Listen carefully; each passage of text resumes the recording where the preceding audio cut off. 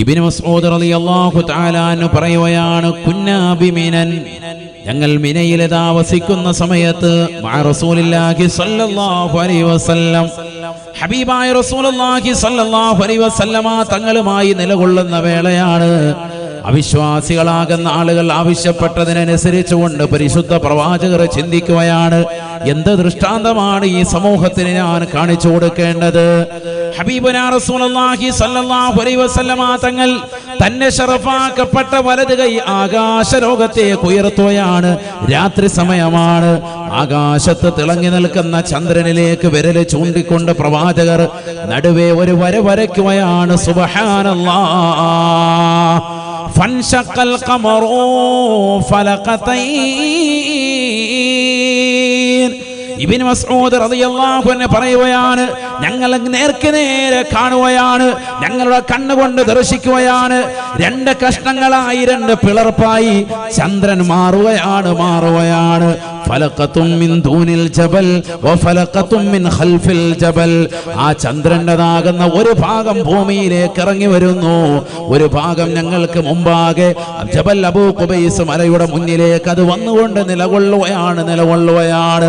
മറ്റൊരു ഭാഗം അതിന്റെ പിറകിൽ പോയി നിലകൊള്ളുകയാണ്. രണ്ട് പിളർപ്പാക്കി ചന്ദ്രൻ ലോകത്ത് കാണിച്ചു കൊടുക്കുന്നു ഹബീബായ റസൂലുള്ളാഹി. ഫൻശഖൽ ഖമറു ഫലഖതൈൻ ഫലഖത്തും മിൻ ദൂനിൽ ജബൽ വഫലഖത്തും മിൻ ഖൽഫിൽ ജബൽ. രണ്ട് കഷ്ണമാക്കി ചന്ദ്രനെ നബി സല്ലല്ലാഹു അലൈഹി വസല്ലമ തങ്ങൾ വലിയ ദൃഷ്ടാന്തമാക്കി കാണിച്ചു കൊടുക്കുക. രണ്ട് പിളർപ്പാക്കി. എങ്ങനെയാണ് പിളർപ്പാക്കിയത്? തന്റെ മുസബ്ബിഹ വിരൽ ഇങ്ങനെ ആകാശത്തേക്ക് ഉയർത്തി താഴെ ഭൂമിയിൽ നിന്നുകൊണ്ട് തന്നെ എന്നിട്ടിങ്ങനെ നടുവ് ഒരു വര വരച്ചു. വരയ്ക്കേണ്ട താമസം രണ്ട് പിളർപ്പായിട്ട് ഇങ്ങനെ കാണുകയാണ്, നേർക്ക് നേരെ കാണുകയാണ്. ദൃഷ്ടാന്തം സഹാബത്ത് കാണുന്നു, അവിശ്വാസികൾ കാണുന്നു, എല്ലാവരും കാണുന്നു. ഫകബ്ബറന്നാസു, സ്വഹാബത്ത് എല്ലാവരും തക്ബീർ മുഴക്കുകയാണ്. അല്ലാഹു അക്ബർ, അല്ലാഹു അക്ബർ. ലോകത്തിന്ന് വരെ ഒരാളും കാണിക്കാത്ത ദൃഷ്ടാന്തം അല്ലാഹു സുബ്ഹാനഹു വ തആല ഔലിയാക്കൾക്ക് കറാമത്തായി നൽകിയതാകുന്ന വലിയതാകുന്ന തൗഫീഖ്, അമ്പിയാക്കൾക്ക് മുഅ്ജിസത്ത് എന്ന നിലക്ക് അമാനുഷികമായി അല്ലാഹു നൽകിയതാകുന്ന മഹത്തരമായ കഴിവ് ഹബീബായ നബി സല്ലല്ലാഹു അലൈഹി വസല്ലമ തങ്ങൾ തന്റെ മുഅ്ജിസത്ത് ജനങ്ങൾക്ക് കാണിച്ചു കൊടുക്കുകയാണ്. അമാനുഷികമാകുന്ന കഴിവ് കാണിച്ചു കൊടുക്കുകയാണ്. പരിശുദ്ധമായ ഖുർആനിലൂടെ അല്ലാഹു സുബ്ഹാനഹു വ തആല വ്യക്തമായി ഈ സംഭവം ലോകത്തിന് ദൃഷ്ടാന്തമായി പഠിപ്പിക്കുകയാണ്. ബിസ്മില്ലാഹിർ റഹ്മാനിർ റഹീം. ഇഖ്തറബതിസ് സാഅതു വൻശഖൽ ഖമർ വഇൻ യറൂ ആയതൻ യുഅ്രിദൂ وإن يروا آية يعرضوا ويقولوا سحر مستمر. പരിശുദ്ധമായ ഖുർആനിലൂടെ അല്ലാഹു സുബ്ഹാനഹു വ തആല ലോകരെ ഈ സംഭവം വ്യക്തമാക്കുകയാണ്. ഇഖ്തറബതിസ് സാഅ, ലോകാവസാനത്തിനടുത്തിരിക്കുന്നു. സ്വഹാബത്തെ ചിന്തിക്കണേ. ഈ ഭൗതിക ലോകത്തെ ആഡംബരാസ്വാദനങ്ങളിൽ മുഴുകി ജീവിക്കുന്ന ആധുനിക സമൂഹം പഠിച്ചു വെക്കണേ. 1400 വർഷം മുമ്പ് പരിശുദ്ധമായ ഖുർആൻ അവതരിക്കുകയാണ്. ഇഖ്തറബതിസ് സാഅ, ലോകാവസാനം അടുത്തിരിക്കുകയാണ്. അതിന്റെ ഏറ്റവും വലിയ ദൃഷ്ടാന്തം ഹബീബായ നബി തങ്ങളുടെ ബിഇസത്താണ്. അവിടുത്തെ കടന്നുവരവാണ്, അവിടുത്തെ നിയോഗമാണ്, അവിടുത്തെ വിയോഗമാണ്, അവിടുത്തെ വരവും അവിടുത്തേതാകുന്ന യാത്രയാകലും ലോകാവസാനത്തിന്റെ അടയാളമാണ്. കാരണം അവസാനത്തെ പ്രവാചകരാണ് ഹബീബായ നബി സല്ലല്ലാഹു അലൈഹി വസല്ലമ തങ്ങൾ. ആയാണ് ഇഖ്തറബതിസ് സാഅ, ലോകാവസാനം അടുത്തിരിക്കുന്നു. വൻശഖൽ ഖമറു, ചന്ദ്രനിതാ രണ്ട് പിളർപ്പായി മാറിയിരിക്കുകയാണ്. ചന്ദ്രനെ അതാദരവായ പ്രവാചകർ അല്ലാഹു നൽകിയ അമാനുഷികമായ കഴിവിലൂടെ രണ്ട് പിളർപ്പാക്കി മാറ്റിയത്രേ. ഫലഖത്തും മിൻ ദൂനിൽ ജബൽ വഫലഖത്തും മിൻ ഖൽഫിൽ ജബൽ.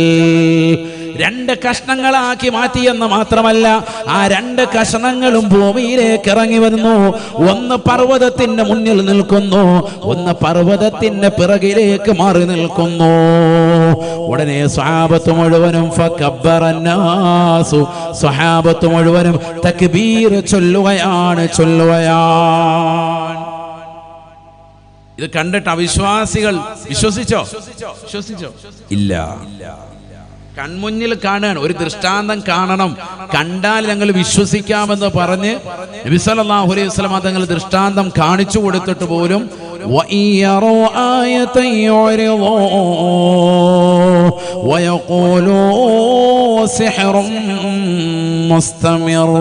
പരിശുദ്ധമായ ഖുർആനിലൂടെ അല്ലാഹു അടിവരയിട്ടുകൊണ്ട് ഓർമ്മപ്പെടുത്തുകയാണ്. അവർ പിന്തിരിഞ്ഞ് കളയുകയാണ്. വലിയ ദൃഷ്ടാന്തം കൺമുന്നിൽ കണ്ടിട്ട് പോലും, അവർ വ്യക്തമായ ദൃഷ്ടാന്തം പ്രവാചകരെ കാണിച്ചിട്ട് പോലും, വലിയ ദൃഷ്ടാന്തം കണ്ണിൻ മുന്നിൽ കണ്ടിട്ട് പോലും അവർ പിന്തിരിയുകയാണ്. വയഖൂലൂ സിഹ്റും മുസ്തമിർ. അബൂജഹലടക്കമുള്ളവർ ആ സദസ്സിലുണ്ടായിരുന്നു. അവർ ഒന്നടങ്കം പറഞ്ഞു, ജനങ്ങളെ വിശ്വസിക്കല്ലേ, ഹാദാ സാഹിറുൻ കദ്ദാബ് സഹറകും ബിഹി അബൂ കബ്ശാ. ആട്ടിടയന്റെ മകനായ അബ്ദുള്ളയുടെ മകനായ മുഹമ്മദ് നിങ്ങളെ ഇതാ കളവാക്കിയിരിക്കുന്നു. അവൻ നിങ്ങളെ കള്ളനാക്കിയിരിക്കുകയാണ്. നിങ്ങളോട് കൂടോത്രം ചെയ്തവനാണ്, മരണപ്രവൃത്തി ചെയ്തവനാണ്. അവൻ ഈ ചെയ്തതൊരു ജാലവിദ്യയാണ്, സിഹറാണ്. യഖൂലു സിഹറും മുസ്തമിർ. ഇത് വ്യക്തമായ സ്ഥിരപ്പെട്ടതാകുന്ന സിഹറാൻ എന്ന് പറഞ്ഞ് അവർ ജനങ്ങളെ പിന്തിരിപ്പിക്കാൻ വേണ്ടി നിലകൊണ്ടു. ഖുർആനാണ്, ശരിക്കും മനസ്സിലാക്കണം, നല്ലതുപോലെ ചിന്തിക്കണേ. എല്ലാവരും ശ്രദ്ധിക്കും. അള്ളാഹു നമുക്ക് നാഫിയ ഇൽമ നൽകി അനുഗ്രഹിക്കട്ടെ. നബി സല്ലല്ലാഹു അലൈഹി വസല്ലമ തങ്ങൾ ആളുകളോട് പറഞ്ഞു, നിങ്ങൾ എന്തേ വിശ്വസിക്കുന്നില്ലേ? ഇത്ര വലിയ ദൃഷ്ടാന്തം കൺമുന്നിൽ ഞാൻ കാണിച്ചിട്ട് എന്തേ നിങ്ങൾ വിശ്വസിക്കുന്നില്ലേ? ഇല്ല, ആരും വിശ്വസിക്കുന്നില്ല. അബൂജഹൽ എല്ലാവരെയും പിടിച്ചു നിർത്തി എല്ലാവരോടും പറഞ്ഞു, വിശ്വസിക്കരുത്. ചിലര് പറഞ്ഞു, എങ്ങനെ വിശ്വസിക്കാതിരിക്കും? കൺമുന്നിലല്ലേ കണ്ടത്. ഈ ജാലവിദ്യയാണ്, മാരണമാണ്, വലിയ ജാലവിദ്യക്കാരാണ്, മായാജാലവിദ്യക്കാരനാണ്. നമ്മുടെ കൺമുന്നിൽ കൺകെട്ട് കുറത്തിച്ചതാണിത്. നമുക്കങ്ങനെ തോന്നിയിട്ടുണ്ടെങ്കിൽ അതിലെന്തോ ജാലവിദ്യയാണ്. അപ്പോൾ അതിൽ പ്രമുഖരായ ചില ഖുറൈശികൾ പറഞ്ഞു, നമുക്ക് ഇപ്പോഴീ സദസ്സിലില്ലാത്തതാകുന്ന യാത്രാ സംഘങ്ങളോട് ചോദിക്കാം. നാട്ടിലില്ലാത്തതാകുന്ന ആളുകൾ ഇവിടെ നിന്ന് ഷാമിലേക്കും മറ്റ് രാജ്യങ്ങളിലേക്കും ഒക്കെ കച്ചവട ആവശ്യാർത്ഥമായി പോയവരുണ്ട്. അവരോട് നമുക്ക് ചോദിക്കാം. അവരെന്ത് പറയുന്നോ? അവര് പറയാണ്, ഇതേ ദിവസത്തിൽ ഇതേ രാത്രിയിൽ ഞങ്ങളും ഇത് കണ്ട് എന്ന് പറയുകയാണെങ്കിൽ, വഇദാ റഅൂ മാ റഅയ്തും ഫഖദ് സദഖ മുഹമ്മദുൻ സല്ലല്ലാഹു അലൈഹി വസല്ലം. നിങ്ങൾ കണ്ടതെല്ലാം തന്നെ അവരും കണ്ടു എന്ന് പറയുകയാണെങ്കിൽ മുഹമ്മദ് നബി സല്ലല്ലാഹു അലൈഹി വസല്ലം തങ്ങൾ പറഞ്ഞത് സത്യമാണ്. വഇല്ലം യറൗ മാ റഅയ്തും, നിങ്ങൾ കണ്ടത് അവർ കണ്ടിട്ടില്ല, ഇതേ രാത്രിയിൽ അങ്ങനെ ചന്ദ്രനെ പിളർപ്പാക്കുന്നത് അവരുടെ ദൃഷ്ടിപഥത്തിൽ വന്നിട്ടില്ല എങ്കിൽ തീർച്ചയായും സാഹിറുൻ കദ്ദാബ്, ഇവൻ ചെയ്തിരിക്കുന്നത് ഒരു മാരണ പ്രവൃത്തിയാണെന്ന് മനസ്സിലാക്കി മുഹമ്മദിനെ നമുക്ക് തള്ളിക്കളയുകയും ചെയ്യാം. അപ്പൊ ആളുകൾ പറഞ്ഞു, അത് നല്ലൊരു ഡിസിഷനാണ്, നല്ലൊരു തീരുമാനമാണ്. കാരണം നമ്മുടെ കൺമുന്നിൽ ഇങ്ങനെ കാണിച്ചു, ലോകത്തുള്ള എല്ലാവരെയും കൺകെട്ട് കാണിക്കൽ എന്തായാലും പറ്റൂലല്ലോ. ഒരു ജാലവിദ്യക്കാരനെ കൊണ്ട് പറ്റൂല. മായാജാല വിദ്യക്കാരൻ ചെയ്യുകയാണെങ്കിൽ അവിടെയുള്ളവരെയല്ലേ കൺകെട്ട് കാണിക്കാൻ പറ്റുള്ളൂ. ചന്ദ്രൻ ലോകത്ത് മുഴുവനും ദൃഷ്ടാന്തമാകുന്നതാണ് രാത്രി. അപ്പൊ ഇവിടുന്ന് യാത്ര പോയ ആളുകൾ എന്തായാലും ഇത് കണ്ടിട്ടുണ്ടാവും. ചന്ദ്രനെ പിളർപ്പാക്കി അത് ഭൂമിയിലേക്ക് ഇറങ്ങി വന്നത് ദർശിച്ചിട്ടുണ്ടാവും. എങ്കിൽ അത് നമുക്കൊന്ന് ചോദിക്കാം. സുബ്ഹാനല്ലാഹ്, അങ്ങനെ യാത്രക്കാരായ ആളുകൾ വന്നു. യാത്രക്കാരായ ആ സംഘങ്ങൾ വന്നു, അവരോട് ചോദിച്ചു. മക്കയിലെ മുശ്രിക്കീങ്ങൾ ചോദിച്ചപ്പോൾ അവരും ഒന്നടങ്കം പറഞ്ഞു, ശരിയാണ്, അതേ രാത്രിയിൽ ഇങ്ങനെ ഒരു സംഭവം ഉണ്ടായി, ഞങ്ങളും കണ്ടതാണ്. ചന്ദ്രൻ രണ്ട് പിളർപ്പാകുകയും അതിങ്ങനെ ഭൂമിയിലേക്ക് ഇറങ്ങി വരുന്നത് ഞങ്ങൾ കാണുകയും ചെയ്തു. എല്ലാവരും പറഞ്ഞു. യാത്രാ സംഘങ്ങൾ പലതും വരുന്നുണ്ട്. ആഴ്ചകൾ പിന്നിട്ടപ്പോൾ വരുന്നു, മാസങ്ങൾ പിന്നിട്ടു. എല്ലാവരോടും ചോദിച്ചു, എല്ലാവരും ഒരേ അഭിപ്രായം. അപ്പോ മക്കയിലെ മുശ്രിക്കീങ്ങൾ വിശ്വസിച്ചോ? അപ്പോഴും അവർ അവിശ്വസിച്ചു. അവരപ്പോഴും പറഞ്ഞുകൊണ്ടിരുന്നു, ഹാദാ സിഹറുൻ, ഇതൊരു മാരണം തന്നെയാണ്. ജാലവിദ്യ നോക്കൂ നിങ്ങൾ. ഒരാളുടെ ഹൃദയത്തിന്റെ അകത്തളങ്ങളിൽ കുഫ്രിയത്ത് അഹ്ലുകാരുണ്ട്. അവർക്ക് എത്ര തെളിവ് ഓതിയാലും അവരതിൽ തന്നെ അടിയുറച്ചു നിൽക്കുക. എത്ര തെളിവ് മുന്നിലിട്ട് കൊടുത്താലും അവർക്കത് വിഷയമില്ല. നബിയോടുള്ള എന്തോ ഒരു അനിഷ്ടക്കേട് അവരുടെ ഹൃദയാന്തരങ്ങളിൽ തുടികൊള്ളാൻ. എത്ര തെളിവ് ഓതിയാലും അവർക്കതൊന്നും ചെവിക്കൊള്ളാൻ സമയമില്ല. അവരാ സമയമാകുമ്പോൾ ഇങ്ങനെ ഇളകിക്കൊണ്ടേയിരിക്കും, വീണ്ടും വീണ്ടും ഫിത്ന പറഞ്ഞുകൊണ്ടേയിരിക്കും. കേട്ടില്ലേ, റബീഉൽ അവ്വൽ ആവുമ്പോ തഴവ ഉസ്താദിന്റെ 2 വരികളുമായിട്ട് രംഗപ്രവേശനം ചെയ്യും. ഇപ്പോഴും ഇറങ്ങിയിട്ടുണ്ട്. നബിക്കുള്ള മൗലിദ് എന്താണ് പറയല്? നബിക്കുള്ള മൗലിദ് കഴിക്കൽ മുമ്പ് പതിവില്ലാത്തതാ, അത് ഹിജ്റ 300 ശേഷം വന്നതാ. എപ്പോഴും ഉള്ളതാ ഈ 2 വരി. അതിന്റെ ബാക്കി പാടത്തില്ല. ബാക്കി പാടിയ അഡ്രസ് പോകും. കാരണം അതിന് തൊട്ട് താഴെ പറഞ്ഞിരിക്കുന്ന വരികൾ പാടിയാൽ ഇടങ്ങേറാകും. മൗലിദ് ഓതിയിട്ടേ പറ്റുള്ളൂ. കാരണം ഈ 300 ശേഷമുള്ളതാണെന്ന് പറഞ്ഞത് എന്തിനെ കുറിച്ചാണ്? മലിക്കുൽ മുളഫർ ധീരനായ ഒരു രാജന, ഇർബൽ ഭരിച്ചവരാണ് വൻധർമ്മിഷ്ഠന. നബിക്കുള്ള മൗലിദ് കഴിക്കലെന്തുത്സാഹമാ, മാസം റബീഉൽ അവ്വൽ എന്ത് ആഘോഷമാ. മൗലിദ് കഴിക്കുന്നന്ന് ആടയ്യായിരം, പൊരിക്കുന്നതാണ് കോഴിയും 10,000, കൂടാതെ 1,30,000 അലുവായുമുണ്ട് ഓരോ നിറത്തിലും. ഓരോ പാത്രത്തിലുമായിട്ട് 1,30,000 പാത്രങ്ങളിലായി വ്യത്യസ്തമാകുന്ന ഹലുവ, നല്ല മധുരപലഹാരം. ഞാൻ ഇപ്പം ഇങ്ങോട്ട് വരുമ്പോൾ നമ്മുടെ മമ്പാട് ഇവിടെ ടൗണിലുള്ള പള്ളിയിലാണ് ഇപ്പോൾ ജമ്മാക്കി നമസ്കരിച്ചിട്ട് ഇങ്ങോട്ട് പോകുന്നത്. തങ്ങൾ ഇവിടെ സദസ്സിലെത്തി എന്നറിഞ്ഞപ്പോൾ അവിടെ പെട്ടെന്ന് കയറി മഗ്രിബ് ഇശായും ജമ്മാക്കി നിസ്കരിച്ചിട്ടാണ് സദസ്സിലാണ്. അവിടെ മൗലിദ് ഓതിയിട്ട് നല്ല ലഡു കൊടുക്കുകയാണ്. അള്ളാഹു ബർക്കത്ത് ചെയ്യട്ടെ. കണ്ടോ, ഇത് മലിക്കുൽ മുളഫർ എന്ന് പറയുന്ന രാജാവ്, ബഹുമാനപ്പെട്ടവർ അവിടുന്ന് കാണിച്ച വലിയൊരു മാതൃകയാണ്. ഹിജ്റ 300 ശേഷം കടന്നു വന്ന വലിയൊരു വ്യക്തിത്വം, വലിയ രാജാവ്. ഔലിയാക്കളെയും അമ്പിയാക്കളെയും മഹത്തുക്കളെയും പ്രത്യേകിച്ച് മുത്തുനബി സല്ലല്ലാഹു അലൈഹി വസല്ലമ തങ്ങളെയും വല്ലാതെ അനുരാഗം വെച്ചിരുന്ന, ആഷിഖായിരുന്ന വലിയൊരു മനുഷ്യൻ, പ്രവാചകരോട് വലിയ ഇഷ്ക് വെച്ചതാകുന്ന വലിയ മഹോന്നത വ്യക്തിത്വം. അദ്ദേഹം അക്കാലഘട്ടത്തിലെ വലിയ സൂഫിയാക്കൾ, മഹത്തുക്കൾ, മഹാന്മാർ, വിലായത്തിന്റെ മർത്തബയെത്തിയതാകുന്ന ആളുകളെ എല്ലാവരെയും ഒരുമിച്ച് കൂട്ടിയിട്ട് വലിയ മൗലിദിന്റെ സദസ്സ് നടത്തും. വിശാലമായ സദസ്സ്. അതില് 5000 ആടിനെ അറക്കും, 10,000 കോഴിയെ പൊരിക്കും. അതാ പാടിയത് തഴവ ഉസ്താദ്. ഏത് വരിക്കുന്നത്? ഉടനെ നേരത്തെ പാടിയ മുജാഹിദുകാർ അല്ലെങ്കിൽ മറ്റുള്ള ആശയക്കാർ പാടിക്കൊണ്ട് നടക്കുന്ന ബിദ്അത്തിന്റെ അഹ്ലുകാർ പാടിക്കൊണ്ടിരിക്കുന്ന വരിയുടെ തൊട്ട് താരെയുള്ള വരികളാണ് ഈ പറഞ്ഞത്. ഏത്? മൗലിദ് കഴിക്കുന്നന്ന് ആടയ്യായിരം, പൊരിക്കുന്നതാണ് കോഴിയും 10,000. 10,000 കോഴിയും 5000 ആടും അറത്തിട്ടുള്ളതാകുന്ന മൗലിദ് സദസ്സ് എവിടെയെങ്കിലും അങ്ങനെ നടക്കുന്നുണ്ടോ? ഉണ്ടോ? ഇല്ല.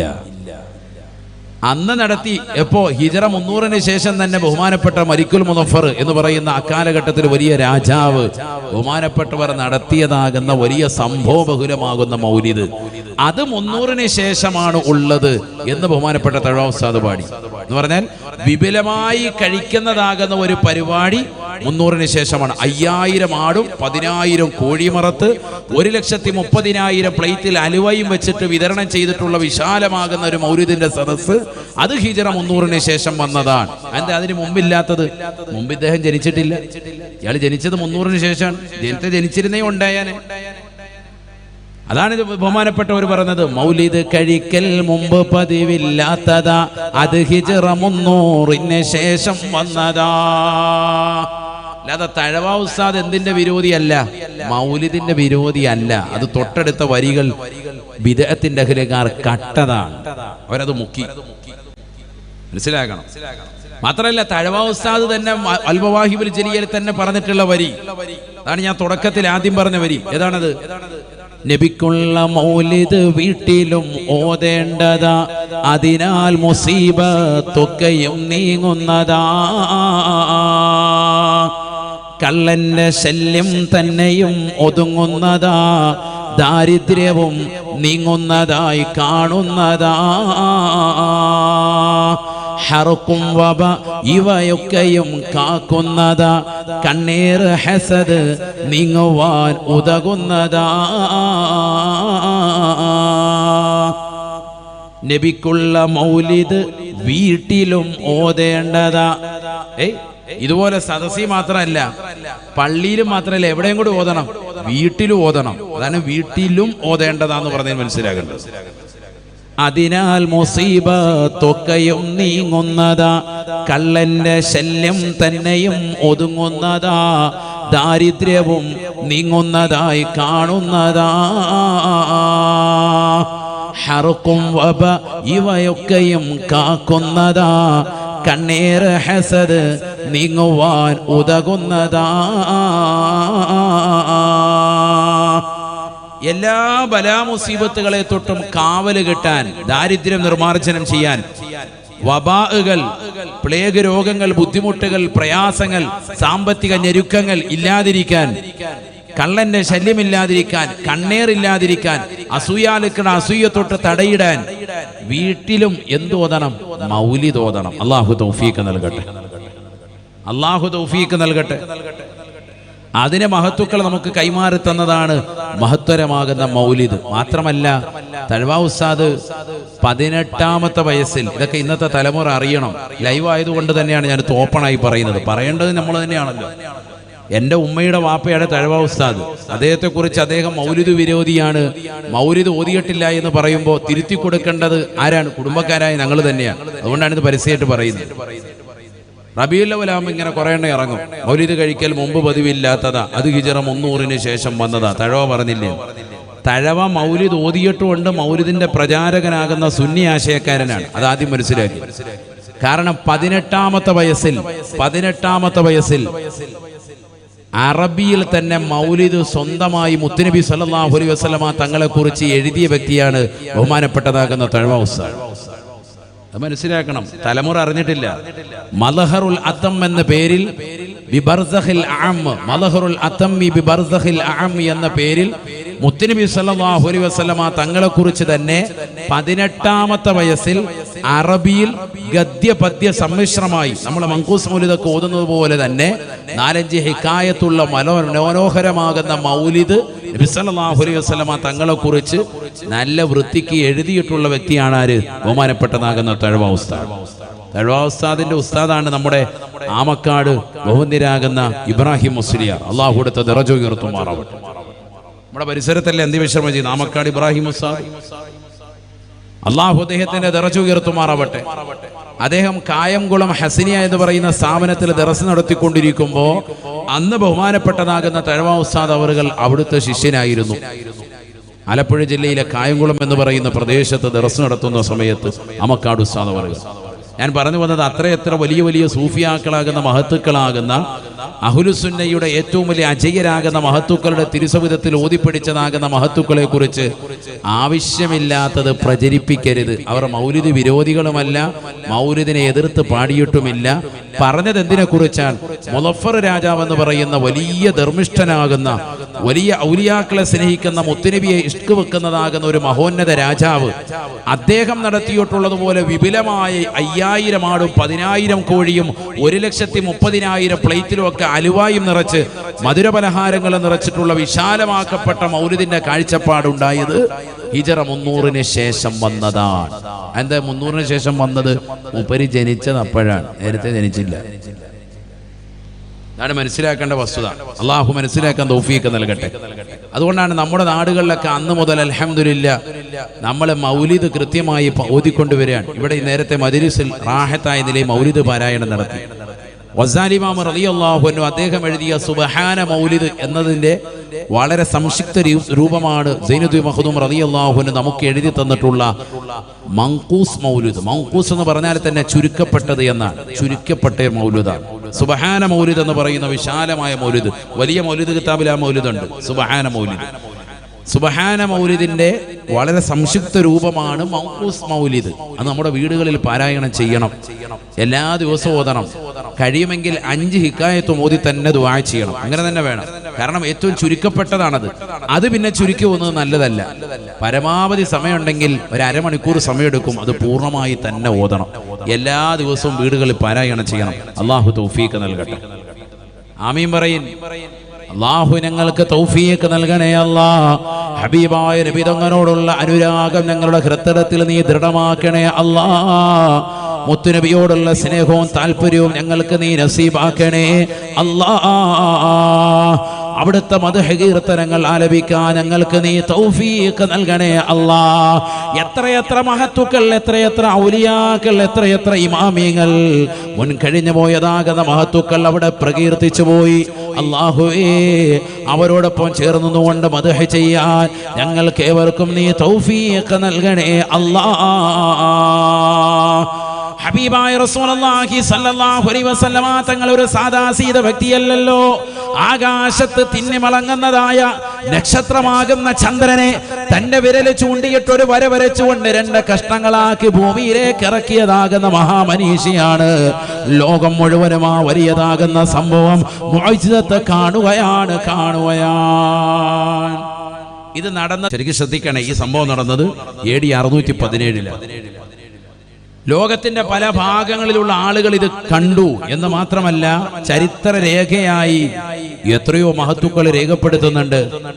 ഇങ്ങകലെ നമ്മുടെ കൊച്ചു കേരളത്തിൽ നിന്ന് കൊടുങ്ങല്ലൂര് ദേശത്തുള്ളതാകുന്ന ചേരമാൻ പെരുമാൾ എന്ന് പറയുന്ന, അന്ന് കൊടുങ്ങല്ലൂര് ദേശം ഭരിച്ചിരുന്ന സമുന്നതനായ പെരുമാൾ രാജാവും നേരിട്ട് അദ്ദേഹം ഇതേ സമയത്ത് തന്നെ ദർശിച്ചു.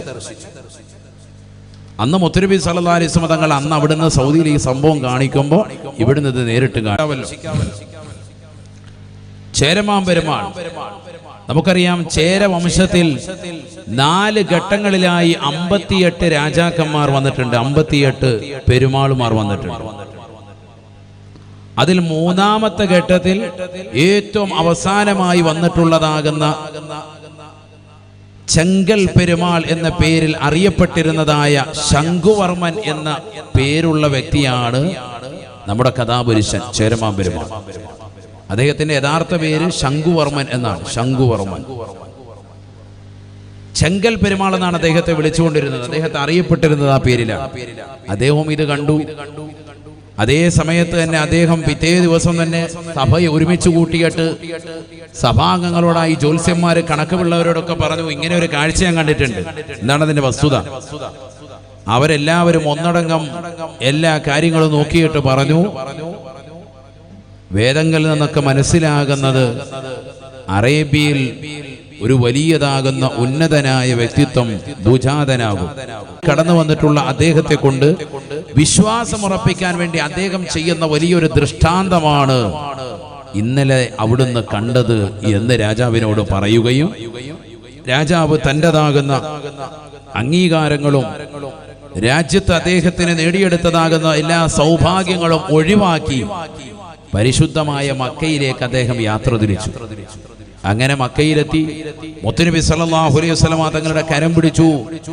അശ്ഹദു അല്ലാ ഇലാഹ ഇല്ലല്ലാഹ് വ അന്നക മുഹമ്മദുർ റസൂലുള്ളാഹ്. പരിശുദ്ധ പ്രവാചകരെ കൊണ്ട് ഷഹാദത്ത് കലിമ ഏറ്റുചൊല്ലുകയാണ്. സുബ്ഹാനല്ലാഹ്, ഇസ്ലാം മതം പുൽകുകയാണ്. തൗഹീദിന്റേതാകുന്ന ശാദ്വര തീരത്തേക്ക് കടന്നു വരുകയാണ്. ഇസ്ലാം മതം സ്വീകരിച്ചുകൊണ്ട് പരിശുദ്ധമാക്കപ്പെട്ട മക്കയിൽ നിന്ന് യാത്ര ചെയ്യവേ ഒമാനിലെ ഷഹർമുല്ല എന്ന പേരുള്ളതാകുന്ന സലാലയിലെ ഗ്രാമത്തിലൂടെ കടന്നു വരുമ്പോ രോഗാസ്ത്രനാവുകയാണ്. ശരീരത്തിൽ വല്ലാതെ അസുഖം ബാധിക്കുകയാണ്. ഷഹർമുല്ല, നിങ്ങൾ ഇന്നും പോയി നോക്കി, സലാലയിലാണ് അദ്ദേഹത്തിൻ്റെതാകുന്ന ഖബറുസ്ഥാനം. അവിടെ വെച്ചുകൊണ്ട് തന്നെ മരണപ്പെട്ടു. ഇന്നാ ലില്ലാഹി വ ഇന്നാ ഇലൈഹി റാജിഊൻ. ശംഖുവർമ്മൻ എന്ന പേരുള്ള അദ്ദേഹത്തിന്റെ പേര് മാറ്റിയിരുന്നു താജുദ്ദീൻ റളിയല്ലാഹു അൻഹു. അദ്ദേഹത്തിന്റെ പേരതാണ്. നോക്കൂ നിങ്ങൾ. അപ്പൊ അന്ന് അദ്ദേഹം നേരിട്ട് കണ്ടതാകുന്ന ദൃഷ്ടാന്തം മുഖേന പരിശുദ്ധ മക്കയിലെത്തി ഇസ്ലാം മതം സ്വീകരിച്ച് അദ്ദേഹം നേരെ തിരിച്ചു വന്നു. എന്താണ് അദ്ദേഹം കണ്ട ദൃഷ്ടാന്തം? ചന്ദ്രനെ 2 പിളർപ്പാക്കി മാറ്റി. നബി സല്ലല്ലാഹു അലൈഹി വസല്ലം തങ്ങൾ കാണിച്ച ദൃഷ്ടാന്തം നേർക്ക് നേരെ തന്റെ കണ്ണുകൊണ്ട് ദർശിച്ചു. സുബ്ഹാനല്ലാഹ്. മുസ്ലിമായി സ്വഹാബിയായി മരണപ്പെടാൻ അവസരം കിട്ടി. അൽഹംദുലില്ലാഹ്. പലപ്പോഴും സലാലയിലെത്തി സിയാറത്ത് ചെയ്യാനുള്ള അവസരം ഈ വിനീതിന് ലഭിച്ചിട്ടുണ്ട്. അള്ളാഹു നമുക്കൊക്കെ അവിടെ എത്തി മഹാനുഭാവന് സിയാറത്ത് ചെയ്യാൻ തൗഫീഖ് നൽകുമാറാവട്ടെ. കൊടുങ്ങല്ലൂർ ദേശക്കാരനായിരുന്ന പെരുമാൾ വംശത്തിലുള്ള മൂന്നാമത്തെ ഘട്ടത്തിൽ ജീവിച്ചതാകുന്ന വലിയ മഹാനുഭാവൻ ചെങ്കൽ പെരുമാൾ എന്ന പേരിൽ അറിയപ്പെടുന്ന ശംഖുവർമ്മൻ എന്ന യഥാർത്ഥ പേരിന്റെ ഉടമ അദ്ദേഹം അവസാനം എത്തിച്ചേർന്നത് ഈ ഒരൊറ്റ ദൃഷ്ടാന്തം കണ്ടതിന്റെ പശ്ചാത്തലം തേടി അന്വേഷിച്ച് മക്കയിലെത്തി ഇസ്ലാമതം പുൽകി ഒമാനിലെ സലാലയിലെ അദ്ദേഹം അന്ത്യവിശ്രമം ചെയ്യുന്നു. സഹോദരങ്ങൾ, ഞാൻ എന്തിനാണിത് പറഞ്ഞത്? നമ്മൾ ഈ കഴിഞ്ഞ മാസം ഏറ്റവും വലിയതാകുന്ന അഭിമാനത്തിലേക്ക് എത്തിയതാകുന്ന മാസമാണ്. ചന്ദ്രയാൻ 3 ഇന്ത്യയിലെ അഭിമാനം വാനോളം ഉയർത്തിയതാകുന്ന സംഭവമാണ്. ആദ്യമായിട്ടല്ല ചന്ദ്രനിലേക്ക് പേടകത്തെ അയക്കുന്നത്. 3 രാജ്യങ്ങൾ ഇതിനു മുമ്പ് അയച്ചിട്ടുള്ളതായിട്ടാണ് ചരിത്രം പറയുന്നത്. ഒന്ന് അമേരിക്കയാണ്, മറ്റൊന്ന് സോവിയറ്റ് യൂണിയൻ റഷ്യയാണ്, മൂന്നാമത്തത് ചൈനയാണ്. അതിനു മുമ്പും പല ആവശ്യങ്ങൾക്ക് വേണ്ടിയും റഷ്യ അയച്ചിട്ടുണ്ട്. 1957 ഒരു പേടകത്തെ തന്നെ ചന്ദ്രനിലേക്ക് അയച്ചിട്ടുണ്ട് സോവിയറ്റ് യൂണിയൻ. 61 അതിനുശേഷം യൂറി ഗഗോറിയൻ എന്നു പേരുള്ളതാകുന്ന ഒരു മനുഷ്യനെ തന്നെ അയച്ചു നോക്കി. 963 വാലിന്താൻ തെരസ്കോവ എന്ന് പറയുന്നതാകുന്ന ഒരു പെണ്ണിനെ അവർ അയച്ചു. അതിനുശേഷം പിന്നീട് 3 കൊല്ലം കൂടി കഴിഞ്ഞപ്പോൾ 71 ചന്ദ്രനിലേക്കുള്ള സഞ്ചാരപാത വെട്ടിത്തെളിക്കാൻ വേണ്ടി സോവിയറ്റ് യൂണിയൻ നോക്കി. പക്ഷെ അതിനിടയിൽ തന്നെ അവിടെ ആളുകൾ ചെന്ന് കാലുകുത്തി എന്ന് അവകാശപ്പെട്ടു. ആര്? 969 ജൂലൈ 3-ാം തീയതി തന്നെ അവിടെ ആള് ചെന്ന് ഇറങ്ങിയിട്ടുണ്ട്, നീലാസ്ട്രോങ് ചെന്ന് കാലുകുത്തി എന്ന് അമേരിക്ക തന്നെ അവകാശപ്പെട്ടു. യഥാർത്ഥത്തിൽ ഒരു അവകാശമായിട്ടാണ് ഇന്നും ശാസ്ത്രം അതിനെ പറയുന്നത്. ശരിക്കും മനസ്സിലാക്കണേ, ചന്ദ്രയാൻ 3 വലിയ സംഭവമായി നമുക്കിടയിൽ അറിയപ്പെടാൻ വലിയ സംഭവം തന്നെയാണ്. ഇന്ത്യയുടേതാകുന്ന അഭിമാനം വാനോളം ഉയർത്തിയിട്ടുണ്ട്. നേരത്തെ സൂചിപ്പിച്ചതുപോലെ സോവിയറ്റ് യൂണിയൻ പല നിലയ്ക്കുള്ളതാകുന്ന പ്രവർത്തനങ്ങളിലൂടെ 957 മുതൽക്ക് പേടകത്തെ അയച്ചു. 61 ഒരു ആണിനെ അയച്ചു, 63 ഒരു പെണ്ണിനെ അയച്ചു, 71 മനുഷ്യൻ അങ്ങോട്ടുള്ള സഞ്ചാരപാത വെട്ടിത്തെളിക്കുന്നു എന്നൊക്കെ അവകാശപ്പെടുമ്പോൾ ഇത്രയുമേറെ വലിയതാകുന്ന സംഭവങ്ങൾ നടത്തി പിന്നീടും പല പ്രാവശ്യങ്ങളിലും ആളെ അയച്ചിട്ട് പോലും അങ്ങോട്ടേക്ക് എത്തിപ്പെടാൻ സാധിച്ചില്ല റഷ്യക്ക്. റഷ്യയുടേതാകുന്ന പേടകത്തെ അവിടേക്ക് അയച്ച് ചന്ദ്രനിലേക്ക് എത്തുന്നതിന് മുമ്പ് തകർന്ന് തരിപ്പണമായി 4 ദിവസങ്ങൾ കഴിയവെയാണ് ഇന്ത്യയിൽ നിന്ന് നമ്മുടേതാകുന്ന ബഹിരാകാശ പേടകം ചന്ദ്രയാൻ 3 അവിടെ എത്തിയത്. ഇത്രയേറെ വലിയതാകുന്ന സംഭവങ്ങളൊക്കെ പറയുന്ന റഷ്യക്ക് അവസാനം അതിന്റെ പേടകത്തെ അവിടെ എത്തിക്കാൻ പറ്റിയിട്ടില്ല. അവിടേക്ക് പോയി ഇറങ്ങിയത്, നിരീക്ഷണം നടത്താൻ പറ്റിയത് നമ്മുടെ ഇന്ത്യയിൽ നയിച്ചതാകുന്ന ചന്ദ്രയാൻ 3-നാണ്. അതുകൊണ്ടാണ് ഇതിനു മുമ്പ് ചന്ദ്രയാൻ 2 പോയിട്ടത് വിഫലമായി പോയിട്ടുണ്ട്, തകർന്നു പോയിട്ടുണ്ട്, ശ്രമം പാഴായി പോയിട്ടുണ്ട്. ഇത് വലിയതാകുന്ന വിജയം ഇന്ത്യ വാനോളം ഉയർത്തിയിട്ടുണ്ട്, എല്ലാ നിലയ്ക്കും ഉയർത്തി. പക്ഷെ മനസ്സിലാക്കണം എൻ്റെ പ്രിയപ്പെട്ട സഹോദരങ്ങളെ, അറിയേണ്ട വസ്തുത ചരിത്രം രേഖപ്പെടുത്തുന്നു. 969 നീലാസ്ട്രോങ് അങ്ങനെ ചന്ദ്രനിൽ കാലുകുത്തിയിട്ടുണ്ട് എങ്കിൽ ശേഷം ഇങ്ങോട്ട് എടുത്തു നോക്കിയാൽ 50 വർഷങ്ങൾക്കിപ്പുറം 53 വർഷമായിട്ട് എന്തേ പിന്നീട് ഒരു അറ്റംപ്റ്റ് അതിനുവേണ്ടി നടത്താതിരുന്നത്? അങ്ങോട്ട് പോകാൻ എന്തുകൊണ്ട് അമേരിക്ക തയ്യാറായില്ല? 969 ഒരു മനുഷ്യൻ അവിടെ പോയി ഇറങ്ങിയിട്ടുണ്ട്. നീലാസ്ട്രോങ് കാലുകുത്തിയതായിട്ടാണ് നമ്മൾ സ്കൂളിൽ പഠിച്ചത്. അങ്ങനെ പോയിട്ടുണ്ട് എങ്കിൽ ശാസ്ത്രലോകം നിരീക്ഷണം നടത്തിയിട്ട് പറയുന്നു അത് വെറുതെയാണ്. അങ്ങനെ ഒരു വാദം ഉന്നയിച്ചതാണ്. കാരണം റഷ്യയുടെ മുന്നിലൊക്കെ പിടിച്ചു നിൽക്കാൻ വേണ്ടി അമേരിക്കയുടെ ഒരു കെട്ടുകഥയാണ്. ഏതോ ഒരു മരുഭൂമിയിൽ പോയിട്ട് ഇറങ്ങുന്നതിന്റെ പശ്ചാത്തലം ചിത്രീകരിച്ചതാണ് ആ പടം എന്ന് ഇന്നും ശാസ്ത്രത്തിന്റെ ഒരു വിഭാഗം ആളുകൾ അങ്ങനെ തന്നെ പറയുന്നുണ്ട്. അവർ പറയാനുള്ള കാരണം ഇതാണ്. 69 അങ്ങനെ കാലുകുത്തിയിട്ടുണ്ട് എങ്കിൽ പിന്നീട് എന്തുകൊണ്ട് മനുഷ്യൻ ഒരാൾ പോലും അങ്ങോട്ടേക്ക് പോകാനോ സഞ്ചരിക്കാനോ കാലുകുത്താനോ എന്തുകൊണ്ട് പോയില്ല? ഇന്നിപ്പോ മനുഷ്യൻ അവിടെ സ്ഥലം വാങ്ങുന്ന തിരക്കിലാണ്. 2045 രൂപയാണ് 1 ഏക്കറിന് ചന്ദ്രനിൽ സ്ഥലത്തിന് വിലയുള്ളത്. ഞാനൊരിൻ്റെ ഒരു ബ്രോക്കറാണ്. ആർക്കെങ്കിലും സ്ഥലം വേണമെങ്കിൽ പറഞ്ഞാൽ മതി. അള്ളാഹു നമ്മളെ കാക്കട്ടെ. ഇവിടെ ശ്രദ്ധിക്കുക, 2045 രൂപയാണ് 1 ഏക്കർ ചന്ദ്രനിൽ ഇപ്പോൾ സ്ഥലം. അതിന്റെ വിൽപ്പന നടക്കുന്നുണ്ട് ഇപ്പോഴും, ഓൺലൈനായിട്ട് വിൽപ്പന. ആളുകൾ ഇപ്പോഴേ വാങ്ങിച്ചു കൂട്ടുകയാണ്. നമ്മുടെ മലപ്പുറം ജില്ലയിൽ തന്നെ എത്ര ആളുകൾ വാങ്ങിച്ചു കൂട്ടിയത് ഈ അടുത്ത് പത്രവാർത്തയായിട്ടുണ്ടായിരുന്നു. ചിന്തിക്കുക, ലോകം എവിടെയാണ്? നമ്മുടെ ഈ ഭൂമിയോട് അടുത്ത് നിൽക്കുന്ന ഏറ്റവും അടുത്ത ഗ്രഹമാണ്. 3,84,803 കിലോമീറ്ററാണ് ഭൂമിയിൽ നിന്ന് ചന്ദ്രനിലേക്കുള്ള ദൂരം. ഏറ്റവും അടുത്ത് നിൽക്കുന്ന ഗ്രഹമാണ്. അപ്പൊ ഇനി അടുത്ത് അവിടെയായിരിക്കും വസിക്കേണ്ടത്. ഇനി ഒരു വാളൊക്കെ അവിടെ വെച്ച് നടക്കും, ഉബറോസിൽ പ്രസംഗമൊക്കെ. ആ ഒരു ലോകത്തേക്ക് പോവാൻ അള്ളാഹു നമുക്ക് തൗഫീഖ് നൽകട്ടെ. ചിരിക്കണ്ട, നമ്മളിപ്പോ ഇവിടെ ഭൂമി വാസയോഗ്യമാണെന്നും ഇതൊക്കെ അറിഞ്ഞു നമ്മുടെ തലമുറകളായി ഇവിടെ വസിക്കുന്നത് കൊണ്ടാണ്. ഇതേപോലെ അവിടെ നമുക്ക് താമസിക്കാൻ പറ്റുമോ? വാസയോഗ്യമാണോ? കച്ചവടം നടക്കുമോ? ബിസിനസ് നടക്കുമോ? ഇതിന്റെയൊക്കെ നിരീക്ഷണ പരീക്ഷണങ്ങൾ നടന്നുകൊണ്ടിരിക്കുകയാണ്. ഇനി ഭാവിയിൽ അവിടേക്ക് എത്തും. ആകാശ ലോകത്ത് നിങ്ങൾക്കുള്ളതാകുന്ന റിസ്ഖ് പടച്ചറബ് വിശാലമാക്കി തരുന്നുണ്ടെന്ന് വിശുദ്ധമായ ഖുർആൻ. അപ്പൊ അവിടേക്ക് മനുഷ്യൻ എത്തിപ്പെടാൻ ചാൻസ് ഉണ്ട്. അള്ളാഹു തൗഫീഖ് നൽകട്ടെ. അപ്പൊ അതിന്റെ സ്ഥലങ്ങൾ ആളുകൾ വാങ്ങിച്ചു കൂട്ടാൻ. മാത്രമല്ല, ചന്ദ്രനിലേക്ക് ഇന്ത്യ പോയി ചന്ദ്രയാൻ 3 അവിടെ വിക്ഷേപണം നടത്തിയതിന്റെ ഏറ്റവും വലിയ മാറ്റ് ദക്ഷിണ ധ്രുവത്തിൽ പോയി കാലുകുത്തി എന്നുള്ളതാണ്. ഇന്ന് വരെ ചന്ദ്രനിലെ ദക്ഷിണ ധ്രുവത്തിൽ പോയി ഒരാളും കാലുകുത്തിയിട്ടില്ല. ഒരു പേടകവും അവിടെ ലാൻഡ് ചെയ്തിട്ടില്ല. ഇപ്പൊ അവിടെ നിരീക്ഷണ പരീക്ഷണങ്ങൾ നടത്തിക്കൊണ്ട് വിജയകരമായ മുന്നേറ്റം നടത്തിക്കൊണ്ടിരിക്കുകയാണ്. ഒന്ന് ചിന്തിക്കണേ എന്റെ പ്രിയപ്പെട്ട മോമിനിയങ്ങൾ, അറിയണേ. എന്നാൽ ചോദിക്കട്ടെ ഞാൻ നിങ്ങളോട്, ഹബീബായ റസൂലുള്ളാഹി സ്വല്ലല്ലാഹു അലൈഹി വസല്ലമ തങ്ങൾ ഈ ചന്ദ്രനും അപ്പുറം സഞ്ചരിച്ചതാകുന്ന പ്രവാചകനാ നബി മുഹമ്മദ് മുസ്തഫ. ചന്ദ്രയാൻ 3 ഇന്ത്യയിൽ നിന്ന് അയച്ചതാകുന്ന ബഹിരാകാശത്തേക്ക് വിട്ടതാകുന്ന അതിന്റെ മേഖലയിൽ ഏറ്റവും വലിയ സംഭവമായിട്ട് അഭിമാനപുളകിതമാകുന്ന ഇന്ത്യയിലെ ഓരോ മോമിനിയങ്ങളും സത്യവിശ്വാസികളും നമ്മളൊക്കെ തന്നെ അതിൽ അഭിമാനം കൊള്ളുന്നുണ്ട്. അതിൽ നിലകൊണ്ടിട്ടുള്ളതാകുന്ന അതിനുവേണ്ടി പരിശ്രമിച്ചിട്ടുള്ള മുഴുവൻ ആളുകളും അകമഴിഞ്ഞ് അവരെല്ലാവരും അഭിനന്ദനങ്ങൾ അർഹിക്കുന്നവരുമാണ്. അവരെ പ്രത്യേകമായി പ്രശംസിക്കുകയും ചെയ്യുന്നു. അതിനാരും എതിരല്ല. നമ്മളൊക്കെ അതിന് പരിപൂർണമായി പിന്തുണ പ്രഖ്യാപിക്കുന്നു. പക്ഷേ ഞാൻ എൻ്റെ പ്രിയപ്പെട്ട മോമിനിയങ്ങളോട് ചോദിക്കട്ടെ, അതിന്റെ സ്റ്റാറ്റസ് ഒക്കെ ഇടുന്ന പ്രിയപ്പെട്ട വിശ്വാസികളെ, ആ ചന്ദ്രനും അപ്പുറം ഭൂമിയോട് ഏറ്റവും അടുത്ത് നിൽക്കുന്ന ഗ്രഹമാകുന്ന 3,84,803 കിലോമീറ്റർ അടുത്ത് നിൽക്കുന്നതാകുന്ന ആ ഗ്രഹത്തിനുമപ്പുറം 7 ആകാശങ്ങൾക്കപ്പുറം ആലമുൽ ജബറൂത്തും മലക്കൂത്തും നാസൂത്തും കഴിഞ്ഞ് അള്ളാഹുവിന്റെ തിരുസവിധത്തിലേക്ക് യാത്ര ചെയ്തതാകുന്ന പ്രവാചകനെ കുറിച്ചുള്ള 2 വരി എന്തുകൊണ്ട് ഈ മുസ്ലിം ഉമ്മത്ത് സ്റ്റാറ്റസ് ഇടാൻ വിട്ടുപോയി? അവിടെയാണ് എനിക്ക് ചോദ്യമുള്ളത്. അവിടെയാണ് നമ്മൾ പ്രവാചകർ സല്ലല്ലാഹു അലൈഹി വസല്ലമ തങ്ങളെ മറ്റുള്ളതിൽ നിന്ന് വ്യതിരക്തനായി കാണേണ്ടതും. അവിടെയാണ് പ്രത്യേകിച്ച് ഈ നവസമൂഹത്തിൽ, ഈ കാലഘട്ടത്തിൽ, നവകാലിക സമൂഹത്തിൽ പ്രത്യേകമായി ചർച്ച ചെയ്യപ്പെടേണ്ടതും ഈ വിഷയം തന്നെയാണ്. എന്തുകൊണ്ട്? ചന്ദ്രയാൻ 3 കുറിച്ച് ലോകം മുഴുവനും വാനോളം ഉയർത്തുമ്പോഴും ഇന്ത്യയെ ഏറ്റവും ഉത്തുംഗമാകുന്ന അഭിമാന സോപാനത്തിലേക്ക് വിരാജിക്കാൻ അത് എടുത്തുയർത്തുമ്പോഴും അതിനപ്പുറം എന്റെ ഹബീബ് സഞ്ചരിച്ചിട്ടുണ്ട് എന്ന് പറയാനുള്ള നിശ്ചയദാർഢ്യം, ഈമാനിന്റെ പ്രഭ എന്റെ പ്രിയപ്പെട്ട മുസ്ലിമേ നിനക്ക് നഷ്ടപ്പെട്ടു പോകാൻ പാടില്ല. നമ്മുടെ ഹബീബ് അതിനപ്പുറവും പോയിട്ടുണ്ട് സല്ലല്ലാഹു അലൈഹി വസല്ലം. നബിയനാ റസൂലുള്ളാഹി സ്വല്ലല്ലാഹു അലൈഹി വസല്ലമ തങ്ങൾ ഉമ്മു ഹാനി റളിയല്ലാഹു അൻഹയുടെ വീട്ടിൽ അഥവാ എളാമയുടെ വീട്ടിൽ വിശ്രമിക്കുമ്പോ ജിബ്രീൽ അലൈഹിസ്സലാം വന്നുകൊണ്ട് പ്രവാചകരോട് പറയുകയാണ്, യാ റസൂലല്ലാഹ് ഖും വതുഫ് ബിൽ ബൈതി സബആ.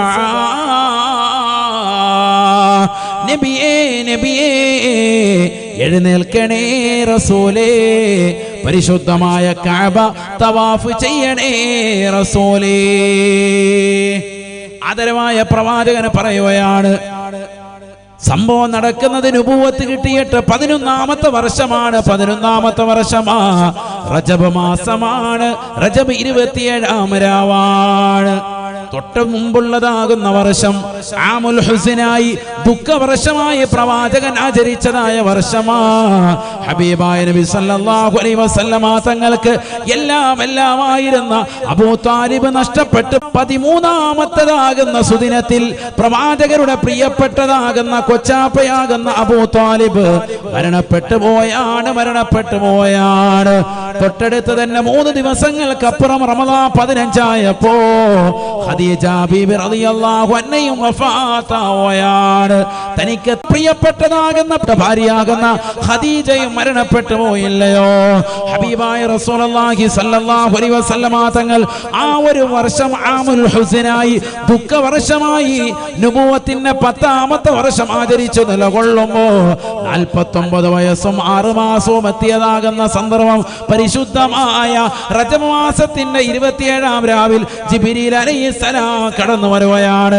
യലാമയുടെ വീട്ടിൽ ഉമ്മു ഹാനി റളിയല്ലാഹു അൻഹയുടെ വീട്ടിൽ നിദ്രയിൽ കടന്ന പ്രവാചകനെ വിളിച്ചു നിർത്തിയിട്ട് പറയുന്നു, ഖും യാ റസൂലല്ലാഹ് വതുഫ് ബിൽ ബൈതി സബ്ആ. വിഷമിച്ച പ്രവാചകരെ, ദുഃഖിച്ച പ്രവാചകരെ, ഒരു വർഷം മുഴുവനും പ്രയാസത്തിൽ നീരാടിയ പ്രവാചകരെ, ഇനി സന്തോഷത്തിന്റെ ദിനമാണ്. ഈ രാത്രി ചരിത്രത്തിൽ സാക്ഷിപത്രമാകുന്ന രാത്രിയാണ്. ലോകമിനി എത്രക്ക് ഉത്തുംഗമാകുന്ന സോപാനത്തിലേക്ക് വിരാജിച്ചാലും, ഇന്ത്യ രാജ്യം ഏതെല്ലാം നിലയ്ക്ക് അഭിമാനം കൊണ്ടാലും, അതിനപ്പുറത്തേക്ക് ലോകത്ത് ഏതൊക്കെ രാജ്യങ്ങൾ സഞ്ചരിച്ചാലും, ഞങ്ങൾ ചന്ദ്രനിൽ പോയിട്ടുണ്ട്, ഞങ്ങളുടെ പേടകം എത്തിയിട്ടുണ്ട്, മനുഷ്യൻ തന്നെ കാലുകുത്തിയിട്ടുണ്ട്, അവിടെ കച്ചവടം തുടങ്ങിയിട്ടുണ്ട്, അവിടെ സ്ഥലം വാങ്ങിച്ചിട്ടുണ്ട്. ഏതെല്ലാം നിലയ്ക്ക് നീ അവകാശത്തിൻ്റെതാകുന്ന വാഗ്വാദങ്ങൾ മുഴക്കിയാലും അതിനപ്പുറത്തേക്ക് ഹബീബായ നബി തങ്ങളെ അല്ലാഹു കൊണ്ടുപോയാണ്. എഴുന്നേൽക്കണേ റസൂലേ, വതുഫ് ബിൽ ബൈതി സബ്ആ. ഹബീബായ നബി തങ്ങളുമായി പരിശുദ്ധമായ കഅബ ലക്ഷ്യം വെച്ചുകൊണ്ട് യാത്ര പോവുകയാണ്. കഅബയുടെ പരിസരത്തിൽ ഹജറുൽ അസ്വദ് ചുംബിച്ചുകൊണ്ട് യാത്ര പരിശുദ്ധമായ മനോഹരമായ യാത്രയ്ക്ക് തുടക്കം കുറിക്കുകയാണ്. കഅബ ഷരീഫ് 7 പ്രാവശ്യം വലയം ചെയ്തതാകുന്ന പ്രവാചകർക്ക് മുന്നിൽ ബുറാഖ് എന്ന മഹനീയമായ വാഹനത്തെ കൊണ്ടുവന്ന് നിർത്തുകയാണ്. ഹബീബായ നബി സല്ലല്ലാഹു അലൈഹി വസല്ലമ തങ്ങൾ പറയുകയാണ്, വഹിയ ദാബത്തുൻ അബിയളൂ ഫൗഖൽ ഹിമാരി വദൂനൽ ബഗ്ലി. എന്റെ മുന്നിൽ കൊണ്ടുവന്ന് നിർത്തിയ ബുറാഖ് എന്ന വാഹനം അതൊരു മൃഗമാണ് സാബ. നിങ്ങൾ കരുതുന്നത് പോലെ ഒരു വാഹനമല്ല. ഈ ദുനിയാവിൽ നിങ്ങൾ കാണുന്നത് പോലെ ഒരു വാഹനത്തിന്റെ രൂപഭാവങ്ങളല്ല.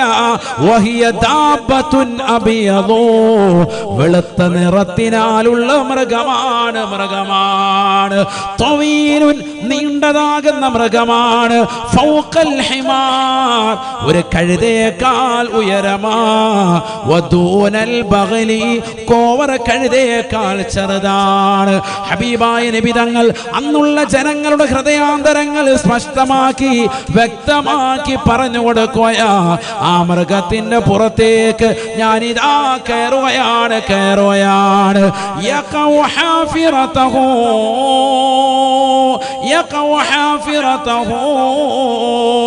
സഹാബ, അതിൻ്റെതാകുന്ന കുളമ്പടി എത്തുന്നത് എവിടെയാണോ കണ്ണെത്തുന്നത്, എത്ര ദൂരത്തേക്ക് കണ്ണെത്തുമോ അത്ര ദൂരത്തേക്ക് അതിൻ്റെ കുളമ്പുകൾ സഞ്ചരിക്കുകയാണ്. സെക്കൻഡുകൾക്കുള്ളിൽ യാത്ര ചെയ്യുന്ന വാഹനമാണ്.